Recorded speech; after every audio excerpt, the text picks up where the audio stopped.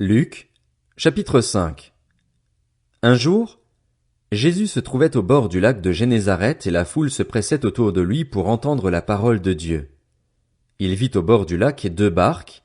Les pêcheurs en étaient descendus pour laver leurs filets. Il monta dans l'une de ces barques, qui appartenait à Simon, et il le pria de s'éloigner un peu du rivage. Puis il s'assit, et de la barque il enseignait la foule. Quand il eut fini de parler, il dit à Simon: « Avance là où l'eau est profonde et jetez vos filets pour pêcher. » Simon lui répondit: « Maître, nous avons travaillé toute la nuit sans rien prendre. Mais sur ta parole, je jetterai les filets. » Ils les jetèrent et prirent une grande quantité de poissons, et leurs filets se déchiraient. Ils firent signe à leurs compagnons qui étaient dans l'autre barque de venir les aider.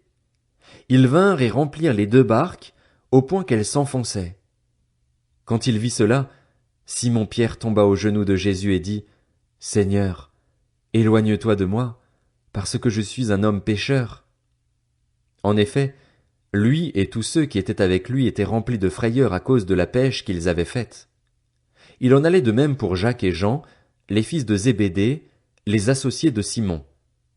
Jésus dit à Simon: « N'aie pas peur, désormais tu seras pêcheur d'hommes. » Alors ils ramenèrent les barques à terre, laissèrent tout et le suivirent.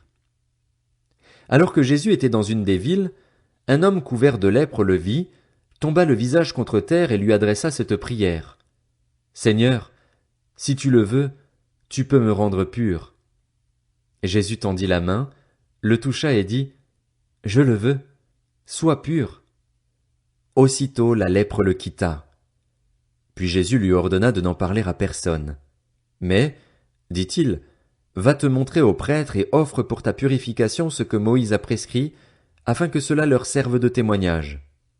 On parlait de plus en plus de lui et les gens venaient en foule pour l'entendre et pour être guéris par lui de leur maladie.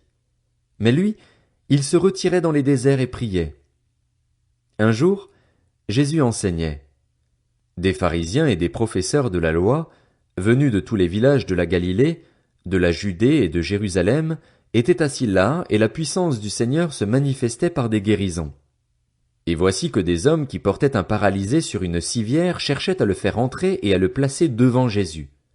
Comme ils n'avaient pas trouvé moyen de l'introduire à cause de la foule, ils montèrent sur le toit et, par une ouverture, ils le descendirent sur sa civière au milieu de l'assemblée, devant Jésus.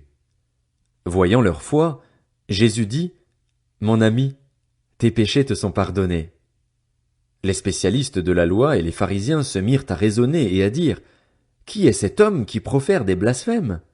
Qui peut pardonner les péchés, si ce n'est Dieu seul? » Jésus connaissait leurs pensées.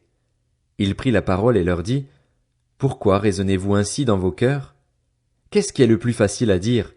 Tes péchés te sont pardonnés? Ou lève-toi et marche? Afin que vous sachiez que le Fils de l'homme a sur la terre le pouvoir de pardonner les péchés, je te l'ordonne, dit-il au paralysé. Lève-toi, prends ta civière et rentre chez toi. Celui-ci se leva immédiatement en leur présence, prit la civière sur laquelle il était couché et rentra chez lui en rendant gloire à Dieu. Tous étaient dans l'étonnement et célébraient la gloire de Dieu. Remplis de crainte, ils disaient: « Nous avons vu aujourd'hui des choses extraordinaires. » Après cela, Jésus sortit et il vit un collecteur d'impôts du nom de Lévi assis au bureau des taxes. Il lui dit: « Suis-moi. » Et laissant tout, il se leva et le suivit. Lévi lui offrit un grand festin dans sa maison, et beaucoup de collecteurs d'impôts et d'autres personnes étaient à table avec eux. Les pharisiens et leurs spécialistes de la loi murmurèrent et dirent à ses disciples: « Pourquoi mangez-vous et buvez-vous avec les collecteurs d'impôts et les pécheurs? » Jésus prit la parole et leur dit: « Ce ne sont pas les gens en bonne santé qui ont besoin de médecins, mais les malades.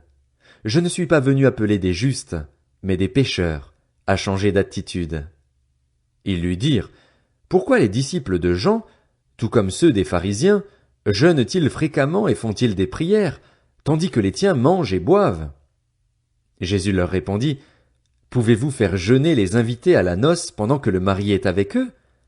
Les jours viendront où le marié leur sera enlevé, alors ils jeûneront durant ces jours-là. » Il leur dit aussi une parabole.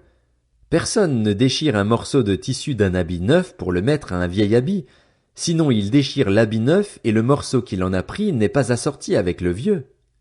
Et personne ne met du vin nouveau dans de vieilles outres, sinon le vin nouveau fait éclater les outres, il coule et les outres sont perdues. Mais il faut mettre le vin nouveau dans des outres neuves et les deux se conservent. Et aussitôt après avoir bu du vin vieux, personne ne veut du nouveau, car il dit, le vieux est meilleur.